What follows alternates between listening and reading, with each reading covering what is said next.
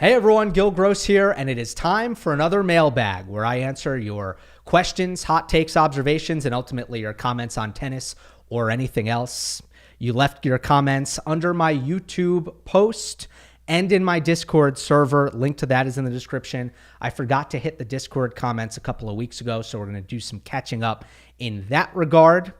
And it's a good mix of topics. Thank you again to everybody who participated.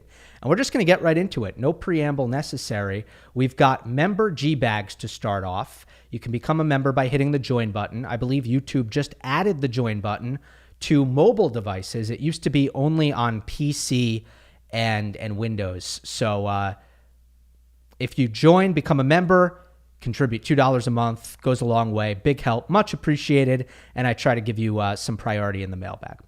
Okay, hi Gil. Following the miraculous title run of Valentin Vacherot in Shanghai, was this the best Masters 1000 title run of all time? I'll stop there. The next part of this is about Rune, so we'll get to that in a moment. Is the Vacherot title run the best of all time? I don't think it's the best. I would go Nalbandian Madrid 2007. I'd go Alcaraz Madrid 2021. Those are the two that spring to mind, where you just have guys going through a gauntlet. But if you want to say most miraculous, biggest Cinderella underdog Masters 1000 title run of all time, absolutely. Absolutely. I'm comfortable saying all of that, considering he was the lowest ranked player to ever do it. At 204 in the world, didn't even get direct entry into the qualifying, and that's with a newly expanded format where more players than ever before, save for Indian Wells and Miami, which were always this large. You know, in the past, Vacherot would not have had an opportunity to play this tournament full stop, only due to the expanded format, and then still he just barely got in. And by the way, we've certainly seen instances like Ivan Isavic at Wimbledon in 2001, where, okay, he set a record lowest ranked player to ever win Wimbledon. No, it wasn't expected, but look, he's Goran Ivan Isavic. Vacherot, his career high was, I believe, 140, something in that ballpark range. This isn't a player who was top 50 and got injured or was top 20 and fell off. This was a legitimate, under the radar career challenger level player at 26 years old. So in that respect, I would not argue against Valentin Vacherot being the most remarkable, unexpected Masters 1000 title run of all time. But best is a word where I'd probably give it to those who sort of went through gauntlets, which Vacherot did not. Second part of this, I'd also love to hear your thoughts on Holger Rune and the season he's having. It seems like he's had a very underwhelming season apart from the Barcelona title run. Yet he is currently 10th in the points race and an outside chance to play Turin this year. I'm going to pull something up real quick. So year-end rankings for Rune. In 2022, he finished 11th. In 23, he finished 8th. Last year, he finished 13th. And as you mentioned, this year, he's 10th in the race. It's just hard for me to feel great about that. For a player his age, I want to see progress. I want to see growth. That said, this is about how well I thought he'd do this year. My overall expectations for Rune have little by little sort of, again, I don't want to be too dramatic here. They've whittled away, right? And coming into the year, I saw a world in which he didn't make the top 10, but I said, I think my year-end prediction for him was number 9. And I think that was me being on the optimistic side of saying, look, Lars Christensen's probably going to get him right. And I think that it's going to start to look a little bit more structured for Rune, and that there's going to be more sort of confidence in what he's trying to do out there. And that has been to some extent true, actually. I just think that there have been some physical consistency issues There certainly have been. And that's something that 2024 was a big problem. Something that I really wanted to see him shore up. Mental and physical consistency. You could argue that mentally he's been a little bit more consistent this year, but physically, no. Now, that's something that he's still trying to solve. There's still some return of serve issues. And I still think there is a lack of strength building, especially offensively.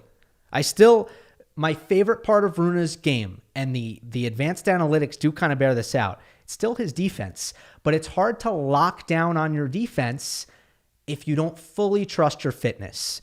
And to me, the version of Rune who is the best version of Rune is putting a lot of returns in play and is really confident in his fitness. And then I feel like he can become a dude who's really hard to hit through and just very difficult to break down in rallies. But that's not the guy that he hasn't been able to develop that prototype. And I don't know if that's even the player who he envisions himself as. But to me, the level of the serve and the level of the forehand, they don't necessarily facilitate this attacking player that at times he's tried to be. Very well-rounded. Very well-rounded. But he's got to kind of continue to try to figure out what the top 5 version of Holger Rune looks like. So, overall, I don't feel positive because you want the trajectory, right? Trajectory is very important for me. And I think I'll feel good about Rune once that trajectory starts to be clearly positive and he's making gains. Right now, just a lot of kind of running in place for a lot of years. Next one is from Jack. You have previously said you don't view Learner Tien as a threat to win slams or become a top player in the future. Has his recent run of form changed your opinion? All right, so I read this comment from Jack. It kind of took me down a rabbit hole because I just don't remember coming on that strong. Jack has nothing but good intentions with this comment, so no hard feelings here. But I went back and I looked at what I said after the Next Gen finals. I watched that back, and I was very positive. I said that he wasn't having issues producing offense. I mentioned that there's some forehand potency there. I noted that his serve accuracy in large part made up for the lack of speed. I noted, though, that the conditions were quick, and I just said, okay, I do sometimes wonder against fast players in slower conditions, will he have more trouble hitting through? And basically, I said I was really excited to see what he'd do in the future. I didn't make any predictions at that time about his future, at least not in that segment. And then I looked at what I said after he beat Medvedev at the Australian Open, and I kind of went back to that theme of, will Tien be able to hit through a great defender like Medvedev in outdoor conditions? And this was nighttime. Not that Australian Open is slow, but it's nighttime, so it's slower. And my conclusion was he didn't hit through Medvedev. He didn't have to. He out-toughed him. He out-maneuvered him. His rally tolerance was better. His physicality was better. His consistency was better. I think the title of that video was Learner Tien out-Medvedev'd Medvedev. So that was my conclusion there. And then in February, I'm actually going to try to play the clip because I did take it, except I forgot to put it in my system here. So bear with me. But in February, I did a show, which was 3, and the title of that episode was called Does Tien Deserve Fonseca Hype? Just want to play this clip because this is kind of where I ended up landing on Tien, and I'm still kind of in this place. I have a Tien theory. Okay. Because the question, I want to also go back to the question about him. Okay, what is his potential? How high is it right now? From what we can tell. And sometimes these things are hard to judge, which is part of Joel's point. Sometimes. Always. Thank you. Yeah. All right. So I think about the easiest way to do this is comparison, right? If I see player A who's done all of this, and now I see young player B, And if B reminds me of A, that can give us an idea. And I think of Daniil Medvedev with Learner Tien. Now, height-wise, so opposite. Daniil Medvedev is the tallest number one of all time. And I think he's tied for the tallest slam winner. He's 6'6". Learner Tien's 5'11". Now, to say Medvedev had no offensive weapons wouldn't be correct. When he got to number one, and this is part of why he's gone downhill, the first serve is huge. It's massive. So Medvedev had a weapon, but mostly it was a lot about, what is that, Joel? Meddling. Needlers and meddlers. He's a needler and a meddler. He doesn't hit his forehand hard on average. He doesn't hit his backhand hard on average. And it's consistency and it's defense and it's maneuvering the ball around the court. For me, Learner Tien is Daniil Medvedev. Take away the serve, add the forehand, because Tien produces offense on the forehand much more comfortably than Medvedev, and probably even moves forward in volleys more comfortably than Medvedev. So that's my Tien theory, is that he can be like Medvedev, take away the serve, add the forehand. So I like Tien's forehand as a weapon, at least enough, because there's no question about how well he operates from neutral, unbelievably well. The depth, the consistency, the tactical awareness. There's no question about how well he operates defensively and how natural the return of serve comes to him, all that stuff. It's just about the aggression and if there is enough quality there in the firepower department. And I think for the most part there is, but if his serve doesn't get any better than it is now, well, it's going to be really hard to win slams. If that's the bar, if we're going to slams, really tough if you don't serve better than he currently is. But as I said in the analysis that I did when he just played Sinner, I'm a Tien optimist in terms of serve potential. Like, I don't think he's doomed to never serve bigger. I think there are technical areas where he can get a little bit more explosiveness out of the motion. Does he lose some of the accuracy if he makes those adjustments? That's the risk. I think you got to roll the dice and give it a shot. Now, there is one thing that I remember saying, and I don't remember when, and this was a bad take.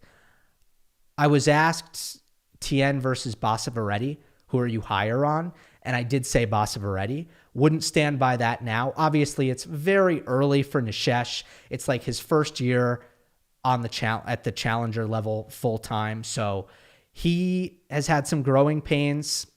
I don't think it's been as successful a season as he thought it was going to be, especially after looking good in the first month of the season.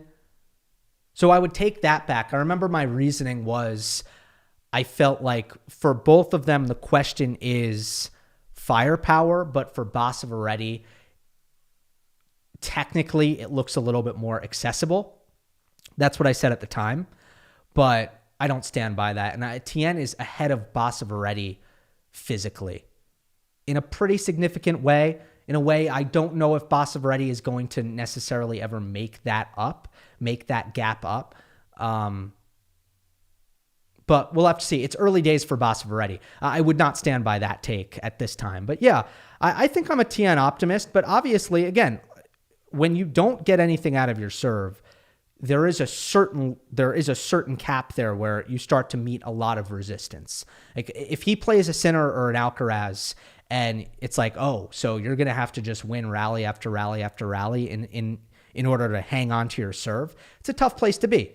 And that's where he's at right now with the level of his serve. But I love Learner Tien. I'm very high on him. Next one from Rai Lau. Hi, Gill. It's been awesome watching your growth as a commentator and analyst over the years. It's crazy to go back to your early videos and see how much sharper and more confident you've become. I'm really curious about how you approach improving your craft. How do you decide what specific aspects of commentating or podcasting to work on and how to actually work on them? Are there certain habits, mentors, or feedback loops you rely on? And looking ahead, how do you think about the next stage of your career? What does success look like for you? 7-10 years from now, as both a commentator and creator, P.S. Keep up the great work. All right. Thank you for the comment. And thanks for the 14 likes on this comment, which shows that people do want to hear about this. And it's you're asking all the right questions. I don't know if you're asking just out of curiosity or if you're interested in attempting going down a similar path or basically being in the industry. But regardless, how do you decide what to work on, or how do you go about improving? So improving is, to me, pretty simple. It's a two-pronged approach. Reps, so repetition and feedback. And you need both. If you have one but not the other, it doesn't quite work. But the way to get better at this is you get a lot of practice, but crucial, you're also getting coaching.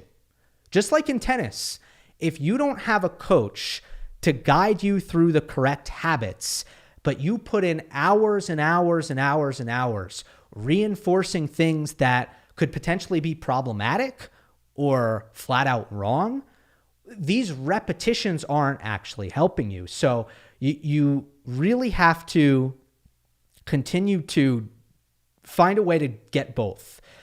It's especially difficult to get reps in something like tennis broadcasting before you're established. And that's the big challenge, to just find that first opportunity. And sometimes that requires being very resourceful.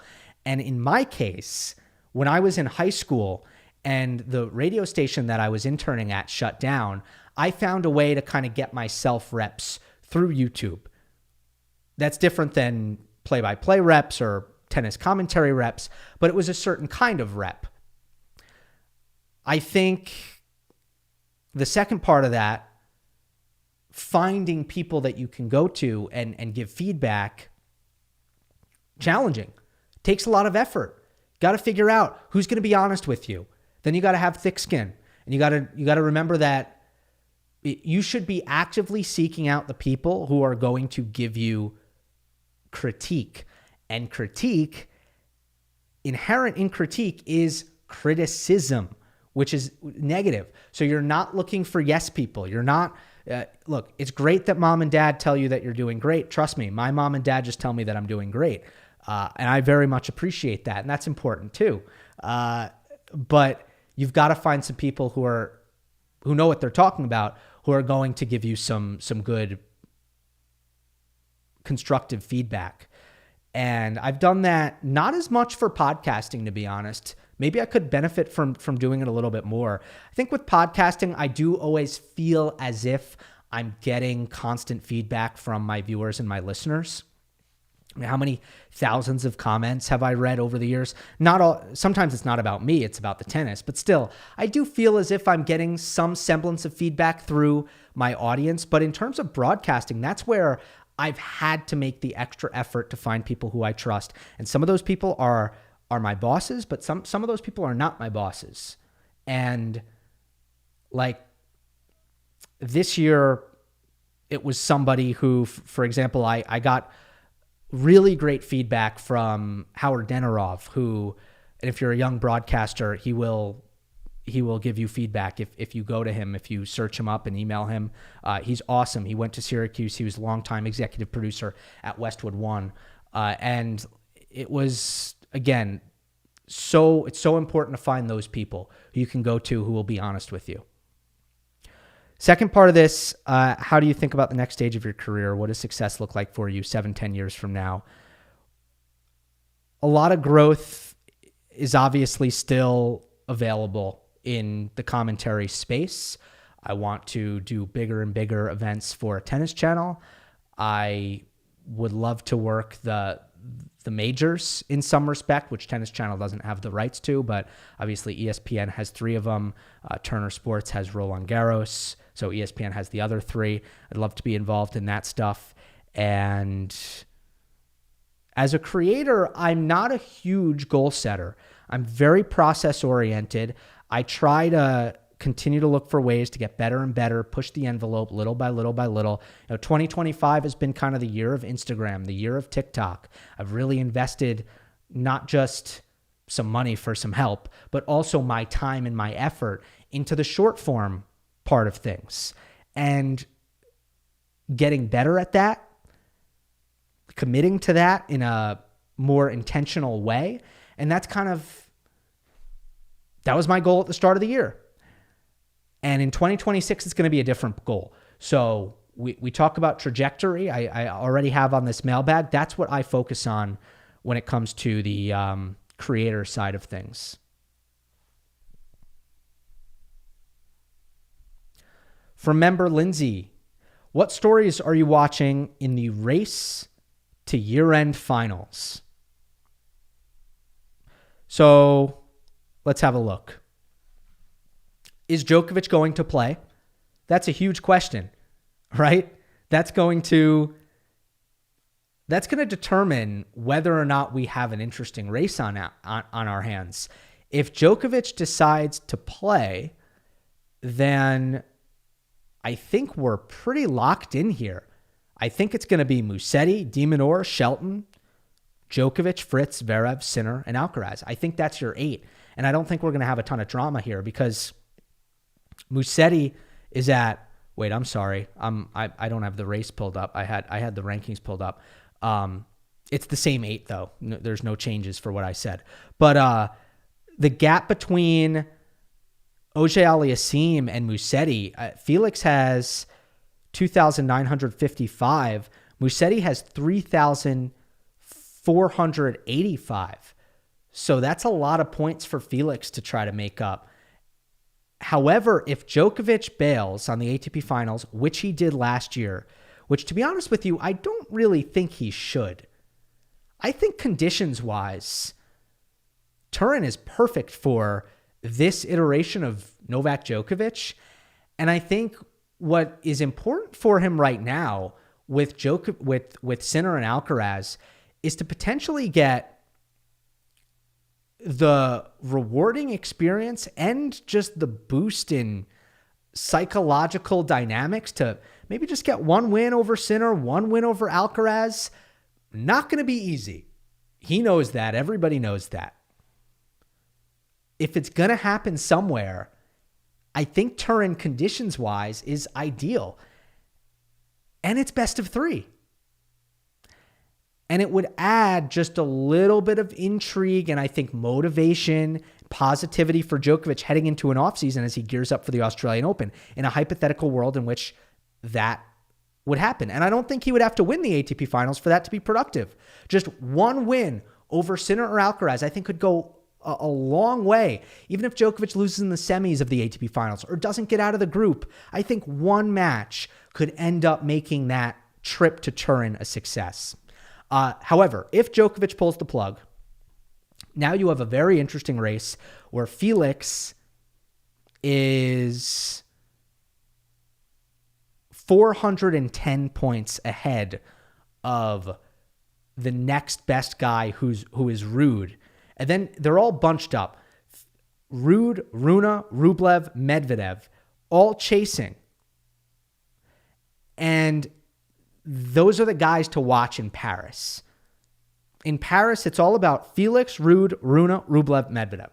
That's the group that, they might shake things up. And again, if Djokovic plays, it's probably not going to matter. The other thing to watch, I haven't heard this floated, but the way Alexander Zverev looks right now, I don't think it's 100% that he plays the ATP finals. I'd put it right now at 85%, 80%. There is a non-zero chance. I have no information here, obviously, but he's looked dinged up and he's looked dinged up enough. And this year mentally has been difficult enough for Zverev that I just think there's a chance that he wants to wrap up the season early and get a longer offseason so that he can reset everything. I think there's a chance. On the WTA side, there are 2 spots up for grabs between 3 players. Andreeva, Paolini, and Rybakina in that order. The interesting thing for the WTA is that the points are front-loaded on the season.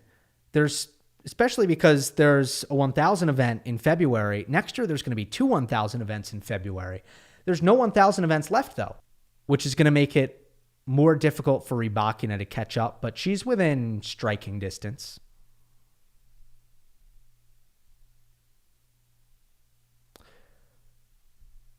All right, to the Discord. This one is from Nuclear Sushi. Hi, Gil. Just wanted to say, firstly, that along with Andy Roddick's podcast, your channels are by far my favorite tennis channels out there, and they've really helped me understand the game of tennis itself a lot better. Thanks to that, for that. As a relatively new fan of tennis, I was wondering if you could break down the key differences between WTA and ATP in terms of play style and how this affects strategy. For instance, I've heard that WTA players hit balls flatter than ATP players who typically add topspin. Does this have a noticeable effect on play? Yeah, there's no doubt about that.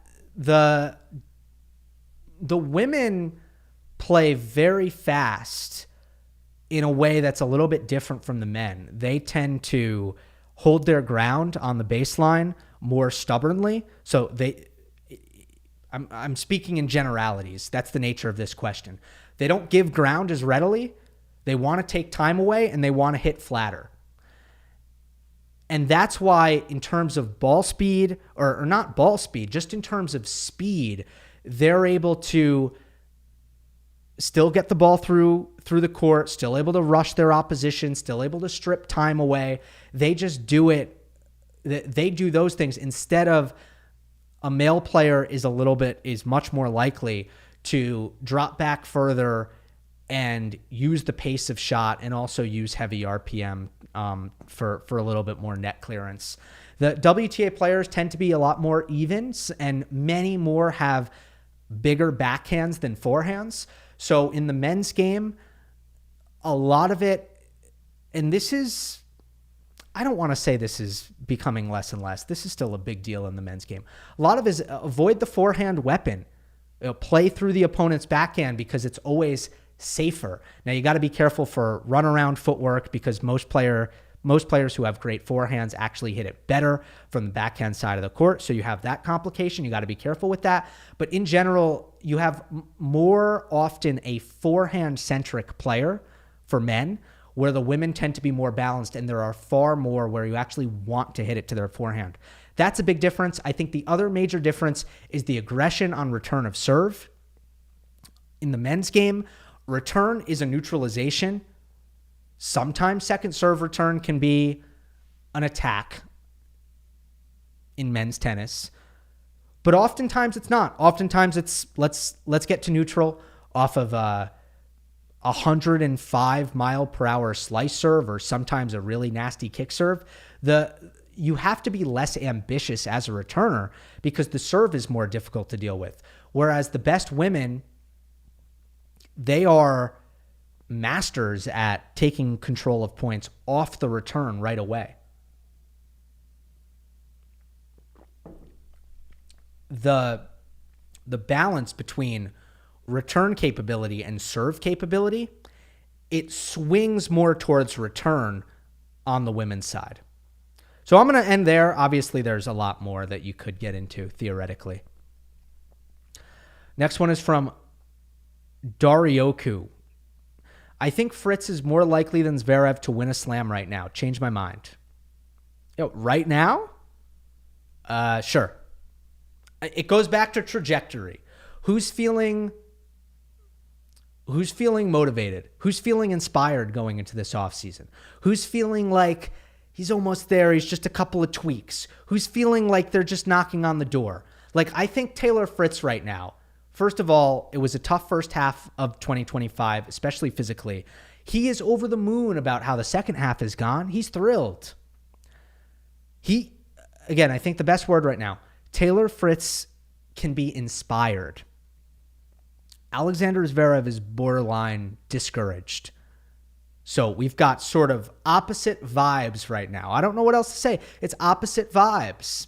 The concerning thing with Zverev this year, though, has been just a lot of physical nicks and knacks. Nothing catastrophic, obviously. no major injuries, but it just feels like week in and week out, he is dealing with something. And he's at the age right now, not saying that it's permanent, not saying that it's definitely a pattern. He's at the age right now, though, that you could start to be seeing something there for a guy who's played a very physical style on tour for a very long time at 6'6". And I try to remind everybody of this just once in a while. I know that we are in a new era of longevity becoming the norm. It doesn't mean that everybody is going to play long, but that is the new normal. Longevity is the new normal. But is there a precedent for 6'6" guys who spend all their time defending? Not all their time. You know I'm exaggerating. But is there precedent for 6'6" guys who are playing really physical? Not really. I think it is more than reasonable to suspect that Zverev and Medvedev might have some earlier physical issues than others. Not a guarantee. A lot of this comes down to chance and genetics and stuff that we can't have any idea about. But it would not shock me if the 6'6" guys who play super physical break down a little bit earlier in their careers. There's a super long one here from anonymous tennis follower. I'm just not going to read the whole thing. It's way too long. Try to keep these a little bit shorter so I can read more of it. But I'll answer it in general. Hi, Gill. I think it's time to talk about the failures of the PTPA. Whenever I hear players complain about things like 2-week masters or 11-month schedule, I think to myself, it would be nice to have a players union to collectively vocalize these concerns, whether you agree with them or not. Except there already is one, the PTPA, but it seems to be utterly incapable of fulfilling that role. Not many players want to get behind it, despite all the complaints they have with the tour. And the sad thing is, at the end of the day, the victims are the players themselves. How can you not feel bad for their suffering in Cincy and Shanghai? The players deserve better, and the PTPA is failing them. Feel free to disagree. If you want to read the rest of the comment, obviously pause the video. It's thoughtful. It's very thoughtful, as always, and there's examples here. But let me say this, and I got into this on my video/podcast where I covered the news of the PTPA suing the tennis governing bodies. At the time, it was the ATP, the WTA, the ITF, and the ITIA. Since then, they've actually added the 4 Grand Slams, and they've taken away the ITIA, which from the very start was like a totally toothless part of the suit. So they've taken that part away. Did they get rid of the ITF? I forget if the ITF is still implicated or not in this in the suit. Anyway, I got into this here. The interpretation of the PTPA doing this, and some of this I've gathered straight from Ahmad Nassar. I believe that's his name. I haven't read or... Let me just make sure I have his name right. PTPA... Ahmad Nassar. Yes, that is his name. So some of this I've taken straight from Ahmad and the media appearances that he has partaken in. The fact that they have gone the legal route here is a result of abject failure. Because since the PTPA's inception, their goal has been to get a seat at the table so that they can negotiate on behalf of the players. And they tried that for 4+ years, and they couldn't make it happen. They have gone the legal route to force the governing body's hands, to force them to the table so that they can negotiate a settlement. And I believe the end game here is that in discussions, in settlement talks, then finally the PTPA will be able to have a voice so that they can try to carve out a role for themselves. The other way that this could have gone, and the way that the PTPA surely would have preferred it to go, is if the players were able to unite behind the PTPA in a way that created inherent leverage for the organization. That didn't happen. And when that didn't happen, the tours and the governing bodies said, all right, you guys are nothing. We don't need to deal with you guys. And they didn't. Now they do, because they're getting sued, and they're going to need to go to the table and negotiate a settlement, I believe. But until that happened, there was no incentive for any of the power brokers to take the PTPA seriously because of what this commenter mentioned, which is a lack of leverage that would have come from the players uniting behind this. They didn't do it. They haven't done it. That's just, those are the facts.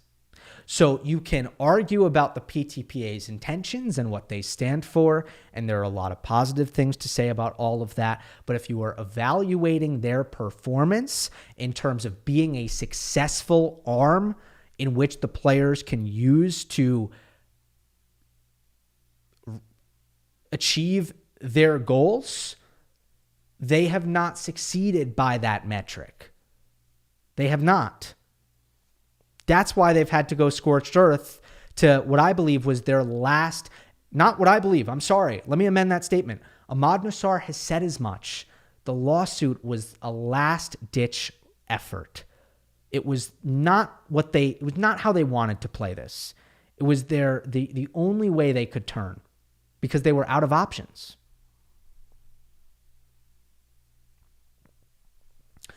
Here's one from Gastino. Hi, Gil. People seem to misinterpret how the Big Three era came about, almost like it was a video game, where a video game career mode where Federer, Nadal, and Djokovic all spawned in the same season. That's not how it happened. Federer broke through at Wimbledon 2003 and started winning slams relentlessly, capturing world number one in the process. At that point, Nadal and Djokovic were just 17 and 16 years old. Then 2 years later, when Nadal won his first Roland Garros at 19 and started beating Federer on different surfaces, even on hard courts. But overall, Federer was still in control, winning 3 out of 4 majors most years until 2008, when Nadal finally beat him on grass in that famous Wimbledon final and took over the number one ranking after Rogers' record 237 consecutive weeks on top.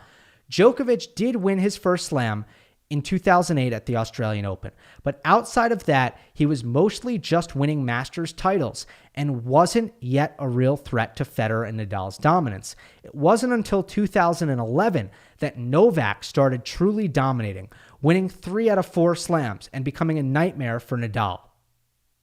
So between Federer's dominant era and Djokovic's, there is about an 8-year gap, not all 3 at once. Expecting a new Big Three to emerge simultaneously is unrealistic, and it feels like revisionist history. Yes, they ended up dominating for 20 years, but it didn't all happen at the same time, and their age differences mattered. That's why with Jannik Sinner and Carlos Alcaraz, we're actually lucky their eras started almost at the same time. But isn't it just as likely that we'll have to wait 7 or 8 years before a true third guy shows up and starts dominating, rather than just grabbing one slam like Djokovic did in 2008? Yeah. Great comment. Great history.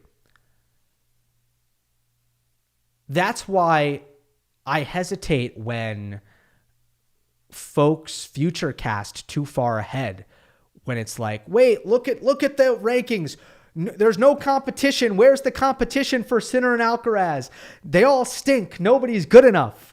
I'm like, oh my God. Oh, whoa, wait a second. There might be a 16-year-old right now. Give him 3 years and then boom. It's like to go from, look, there's nobody good enough, to Sinner and Alcaraz are going to rule the world for the next decade, for the next 10 years. You're just kind of disregarding how puberty works. Like, I don't know how else to put it, but it's like, remember, there are still players coming up. Okay, they didn't stop making tennis players in 2003 or 2005 for that matter. Like, they continued to make tennis players. So they will continue to come. And it's almost like people want to stop time and be like, well, if Jack Draper can't beat Sinner and Alcaraz, then they're just going to win everything forever. It's like, whoa, you know what I mean? So there's absolutely that dynamic. And then, of course, the number 3, man. The number 3 is an arbitrary number. There doesn't need to be 3. There can be, 1, 2, 3, or 4, and maybe even 5. Doesn't need to always be 3. From Gabamini, hey Gill, I was wondering how you would compare Novak 2025 to Federer in 2019. Who do you think had a better season, and who do you think would win in a head-to-head matchup? Thanks always. This one's not close. Federer had a way better 2019. Federer's 2019 was the first really good Federer season, but it was a really good year. He won 4 titles in 2019. He made the final at Indian Wells. So he won Dubai. He made the final at Indian Wells. He won Miami. Semis at Roland Garros. He won Halle. He made the Wimbledon final and held 2 match points against Novak Djokovic, which is better than Djokovic has done at any of his slams. He won Basel. Yeah, so, yeah, easily Roger, no comparison. Djokovic this year, the best thing that he has done is make the semis at all 4 majors. By that metric, Djokovic did better. But I think for Federer almost winning Wimbledon, it's hard to argue that there's such a disparity in slam success that you would go with Djokovic over Federer, considering Federer has a much better haul of trophies and finals, for that matter, in 2019 compared to Djokovic here in 2025. So, yeah, and I think Federer would win head-to-head. I think Federer was great in 2019. I thought he was playing awesome tennis. It fell off a cliff, though, like health-wise. Remember the next year, he made the Australian Open semis on 1 leg. He still played Djokovic in that semifinal, didn't retire, but just clearly his knee was injured, and then it was never the same. From that point on, just was never the same. So it happened so quickly where Roger's knee just went out on him. Next one from Bardland. Hey, Gil, what are your thoughts on the news that Jack Draper has hired Jamie Delgado as his new head coach? Delgado has a strong coaching resume. Aside from his time with Murray, he oversaw a remarkable resurgence in Grigor Dimitrov's career in the last couple years. However, he has some big shoes to fill with how successful and close the Trotman-Draper partnership has been. Keen to hear your views on this move and what you'd like to see from Jack in 2026 apart from good health. Edited. After posting the question, original news dropped. After posting the question originally, news dropped on the BBC that James Trotman would step away completely and not have any role. That's right, because when Delgado was first hired, Draper's representation tried to make it very clear that Trotman was still going to have a prominent role within the team. And then today it was reported that Trotman was going to step away due to personal reasons. So I hope everything is all right with James in the personal life and he gets all of that sorted out and that everything is okay. Because that was not a tennis thing. That was a off the court thing with James Trotman, who has just done a fantastic job with Jack Draper, especially considering all the stop and starts given Draper's health issues. The fact that they were able to continuously progress on the tennis side of things is a real testament to the work that they did together. But Jamie Delgado, very comfortable and familiar hire for Jack Draper, somebody who has been around the block and really just like around the building as far as the LTA is concerned. The physio, Jack Draper's physio is Matt Little. His trainer is Matt Little. His physio is Shane Anun or Annan. And those two were also on Murray's team when Delgado was coaching Murray. So there is already synergy. There are already relationships within this team. And it's just going to be a very seamless transition, I think, for Jack. Everything is going to kind of be very easy because all these guys know each other and have worked with each other for a very long time.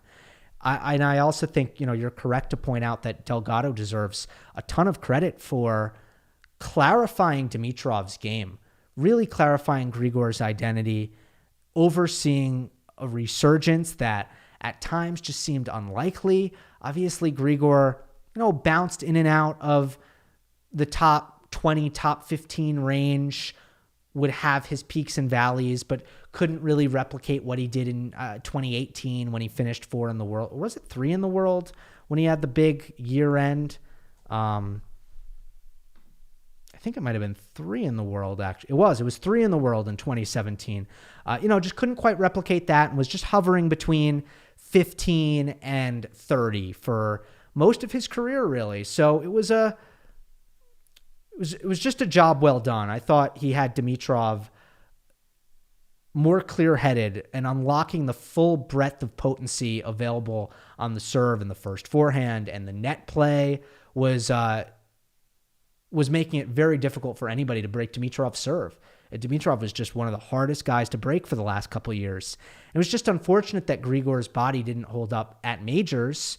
But other than that, the man was playing bona fide top 10 level tennis for a long time here in his, developed 30s. So that was a job well done by Jamie Delgado. And also, Andy Murray having him on board for multiple years, that's meaningful because you know that Andy is not going to play around with a guy whose tennis mind that he doesn't respect. Murray is such an opinionated tennis guy himself and such a tactical mind himself, where he's going to be a harsh judge, a harsh critic of his coaching. In that respect, I think the fact that he kept Jamie around for as long as he did bodes well. So great hire from Jack. From Hardy Har. Hi, Gill. Curious about how you're feeling about Fonseca at this point in the season. I thought skipping the Asian swing was a little bit questionable for a player of his age, and it made his first round loss to Van de Zandschulp in Brussels extra disappointing. At this point, he hasn't done much to be excited about since the Phoenix Challenger, except maybe his Wimbledon third round, but that Jari match was a real opportunity. And by any objective metric, he's had a worse season than Tien and Menchik, his two main rivals in his age group. You've been quite gracious this year when analyzing his development. Are you starting to have any worries that there hasn't really been an upward trend for Fonseca this season? My answer to this is kind of boring. You always want to have a strong opinion. You want to either say, no, he's doing great, he's doing fine. Or you want to say, no, he's doing horrible, this is concerning. Like, the most boring thing I can do is just go totally in the middle. But that's really how I feel right now. I feel as if it hasn't been great. Hasn't been, good enough to really get super excited in a long time. It also, in my opinion, hasn't been bad enough to really start to get cold feet or sound any alarms or drive up concern. For me, it hasn't gotten that bad. As far as skipping the Asian swing, really interesting decision. I would want to hear more about the rationale, but I do think the biggest thing that Fonseca needs in order to take the next step is gym time. He needs gym time, and it's going to be hard for him. Like, he might have to make some sacrifices as far as match play goes to get some extra gym time. Remember, Alcaraz did this in 2021. One of the best decisions that he ever made was skip all of the Australian Open lead-up events. Why did he skip all of the Australian Open lead-up events in 2021? Because he just wanted to lift weights. And he didn't want to, he wanted a longer off season for more runway for physical development. In that respect, I don't know if that's the reason why Fonseca decided to skip the Asian swing. But if that were the reason, I'm on board with that overall mission. I think that's going to be important for him in the next couple of years until he gets to where he wants to be physically, which should happen at some point in the next 2 to 3 years. What else can I say here? I mean, should we dive a little bit deeper into the results? Yeah, I just don't hate the losses. enough to really be super worried. Yeah, he had chances in the Jari match at Wimbledon. The Schoolkate match, really bad on paper. Schoolkate served his butt off, but very bad on paper. But that's the only one. You know, he lost to Ottman in Cincinnati, and Ottman was beating everybody. He lost to a very sharp Tomas Mahac at the U.S. Open. It's not a match that I really expect him to win. It's just not. And he beat Kecmanovic, which I thought was a really good win at the Open. Beat Tsitsipas at Davis Cup, cool. Beat Caboli at Laver Cup, cool. You know, not going crazy over either of these results, but it's better than losing. Then he takes time off. First match back in Brussels, he loses to Botic van de Zandschulp. And what was the story of that match? Missed opportunities. He served for the first set. He had a set point in the second set. He was unclutch. Now, I will say there has definitely been a shift. You talk about trajectory, first half of the season to second half of the season. I will say there's one thing, there's no mistaking it. Fonseca has struggled more with playing the big points as the year has gone on. And there are a variety of reasons for that. I'm guessing the reason is he started to feel more pressure. First 3 months of the season, probably just wasn't feeling as much pressure. Wasn't, the weight of expectation was not something that he was affected by. But there's no avoiding it as a tennis player. Eventually, it's going to catch up with you. When there are expectations and there is a lot of attention, you're going to struggle to play free. And the clutchness has dissipated a bit since Phoenix. There's no doubt about it. Because there are a lot of these matches here where you can point to Fonseca just not performing on the big points and losing some winnable matches. Some matches where there was opportunity on the scoreboard. I mean, you even go back to the match that he played against Tommy Paul in Madrid. He played better almost the whole time. And it was finish line pressure. Why did he lose to Botic in Brussels? Finish line pressure. Didn't handle it well. So that's something that they'll have to look at, and he'll have to continue to look at the mental approach, the tactical approach, and also just get more reps, get more used to it. It'll happen. Let's end on this. Another question from a member, Master Hegel. Some of us were having a discussion in your Discord channel about the importance of slam titles in evaluating a player's career. The two players we considered at the greatest length were Wawrinka and Zverev. Here are their basic career achievements. Wawrinka, 3 slams, 4 slam finals, 5 years ranked in the top 10, won 1,000 title, 4 1,000 finals. Zverev, 3 slam finals, 7,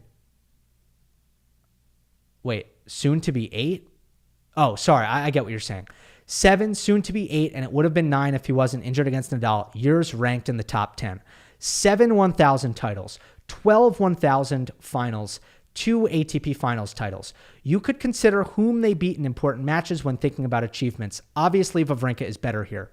Looking at all the data, I believe Zverev had the better career. That being said, I would rate Wawrinka as a better overall due to his peak level being higher than Zverev's in my view.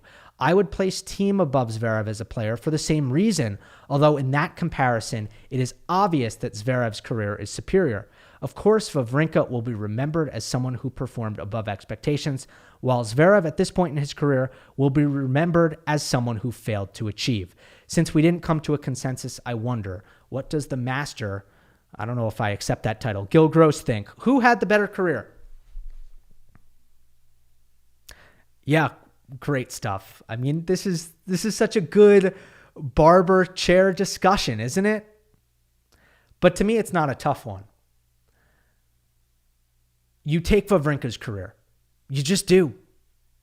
When you beat the titans of this sport in major finals, it earns you a level of respect, a level of street cred, a level of legacy points that none of Zverev's 1,000 ATP Masters 1000 resume can provide him. It just can't. And that's kind of, look, this is a Stan thing. Like, Stan is such an interesting case because by many metrics, he will be one of the most he will go down as one of the most overrated players of all time. But there is a reason, and a good reason, why that is the case. It is because he has the special quality that every tennis player in the world would just love to have. They would give everything for this quality.